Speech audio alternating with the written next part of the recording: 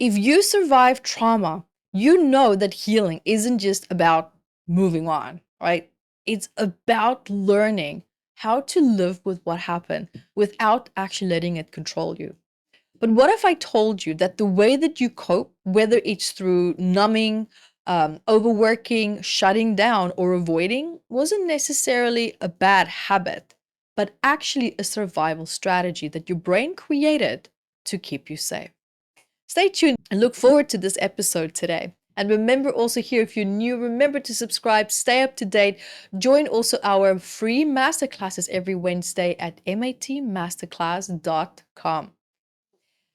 So when trauma takes place, when trauma happens, we know that research shows us that the brain rewires itself. So when you experience that trauma, whether it's childhood neglect, whether it's emotional abuse, or whether it's a really just a sudden life event, your brain doesn't just remember it, it actually adapts to survive it. And that means that your amygdala, the brain, our fear center, becomes overactive, making you hyper aware of threats, even if they're just not physically there. Your prefrontal cortex, that's our logic center, becomes weakened. And this is where we tend to make decisions. This is where also, and that becomes more challenged. We can't properly emotionally regulate ourselves either. And the nervous system also gets stuck fight, flight, freeze, and fawn mode. And that's shaping the way that we react to stress. And that's why coping mechanisms exist. They're actually our brain's way of keeping us safe. Now, have you asked yourself, do you shut down, for example, in conflict? Do you overwork to avoid your emotions? Do you maybe use food or substances or distractions to numb your pain? I think most of us do this to a certain degree, but of course, the more trauma and pain there's going to be, the more intense these strategies are going to be as well. Because your coping mechanisms, remember, they're not random. They're actually adaptive responses to your past pain. And of course, we have healthy and unhealthy coping strategies. Absolutely. And unhealthy coping mechanisms, the ones that, that used to keep you safe, it could be maybe numbing, binge watching, or scrolling on social media endlessly. And the other one also is avoidance, distracting yourself instead of facing emotions. Then people pleasing, the fawn response, right? Saying yes to everything out of fear of rejection. And overworking and perfectionism, using your productivity to prove your worth. Self-isolation could be pulling away to protect yourself from being hurt again. You see, these behaviors once served you, but now they might actually be keeping you stuck.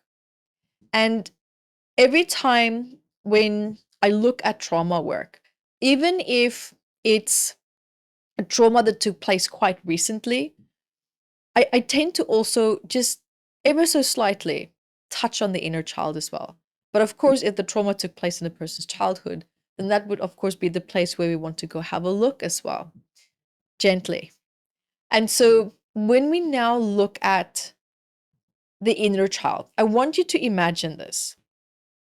Imagine that your inner child is still inside of you, right? Frozen in the moment when they actually first learned that they were not safe. And it could be in that moment that maybe they weren't heard. So now you might struggle with self-expression. Maybe they were criticized and now you fear failure. It could be that maybe that inner child had to take care of everyone. So now you don't know how to take care of yourself. Healing isn't just about breaking patterns. It's about reparenting the younger version of you that just never got really what they needed.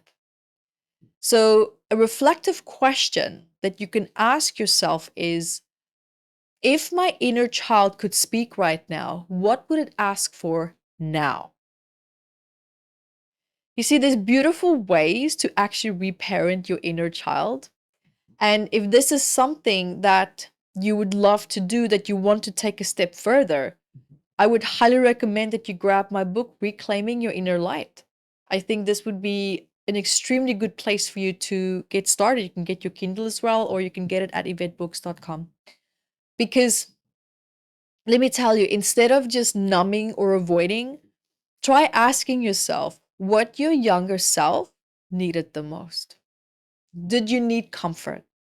If that's the case, you can wrap yourself in a blanket and listen to calming music. Did you maybe need encouragement? If that's the case, speak to yourself the way that you wish an adult had spoken to you. Maybe did you need boundaries? Well, if that's the case, we're going to start to gently learn how to say no without feeling guilty. You see, another way that I found really worked for me was to find a childhood photo of myself and keep it nearby. And every time when you're triggered, talk to that child the way that they deserve to be spoken to. I remember when I started my healing journey right way back in the days, in the beginning, this approach worked the best for me because I couldn't remember a lot what happened in my childhood. They were, unfortunately for me, and I wrote about this in my autobiography, Unveiling My Truth, especially if you cannot recall certain memories of your childhood, that's okay. Focus on how your inner child feels. Another point here also is to rewrite the story that you actually tell yourself. For example, your old story can say, I can't trust people, I will always get hurt.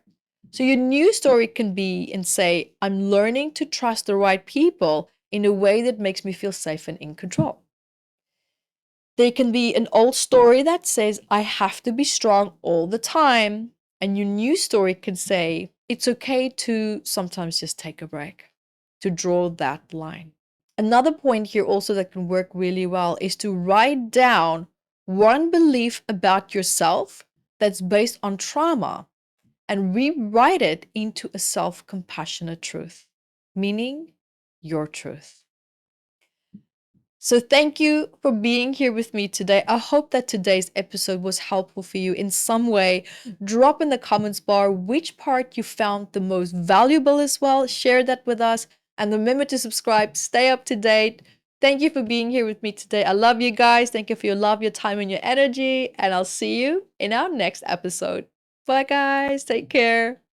And remember, if you want to learn more about stored emotions in the body and how they can even be hiding behind ailments, tension, pain, negative thoughts, beliefs, any challenges that you're having in your body, there's going to be stored messages. So remember to go grab your copy of Metaphysical Anatomy. It's a big book of 722 medical ailments and then the emotions that are suppressed behind them as well. You'll be also finding powerful questions in this book that can really truly help you to get started on your healing journey. And you can find your copy at evettebooks.com.